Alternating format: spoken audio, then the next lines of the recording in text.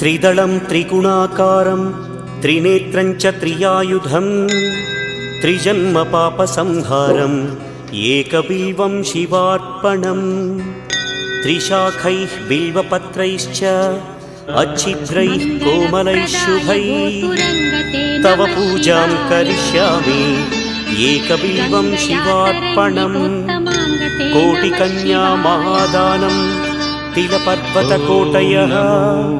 काञ्चनं शैलदानेन एकबिल्वं शिवार्पणम् काशीक्षेत्रनिवासं च कालभैरवदर्शनं प्रयागे माधवं दृष्ट्वा एकबिल्वं शिवार्पणम् इन्दुवारे व्रतं स्थित्वा निराहारो महेश्वर नक्तं हौष्यामि देवेश एकबिल्वम्